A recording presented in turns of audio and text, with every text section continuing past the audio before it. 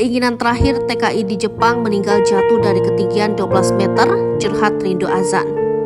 Andri, seorang tenaga kerja Indonesia yang sedang magang di Jepang, meninggal dunia setelah terjatuh dari ketinggian 12 meter. Andri terjatuh ketika sedang bekerja di lokasi ia magang. Dikutip dari akun TikToknya Andrea Sensio 7, Andri sempat mengunggah video keindahan Jepang di sore hari menjelang malam. Video yang diunggahnya itu dipasang suara azan seolah tanda waktu maghrib telah datang. Sedangkan dalam keterangan video tersebut, Andri mengaku merindukan suara azan. Kangen suara azan ya Allah, tulis Andri. Unggahan 5 hari yang lalu itu kini jadi sorotan netizen. Tak ada yang tahu jika curhatan Andri tentang suara azan jadi kenangan terakhirnya di sosmed. Banyak netizen yang terharu dan ikut pilu dengan nasib malang yang menimpa Andri.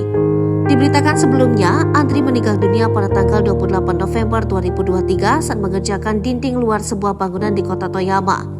Dikutip dari akun TikTok Kenshin_JP yang mengunggah video pemberitaan dari Jepang, terungkap detik-detik Andri terjatuh dari ketinggian 12 meter.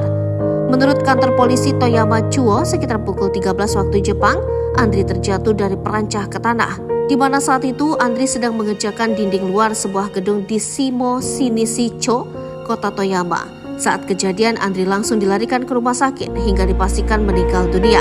Dalam keterangan video tersebut, Andri diduga tengah melakukan pembongkaran scaffolding saat terjatuh dari scaffolding setinggi kurang lebih 12 meter.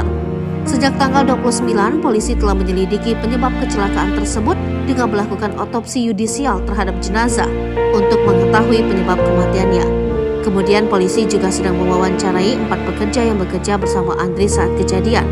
Andrisan dipastikan meninggal di rumah sakit tempat ia dilarikan. Diduga Andrisan sedang melakukan pembongkaran scaffolding saat terjatuh dari scaffolding setinggi kurang lebih 12 meter.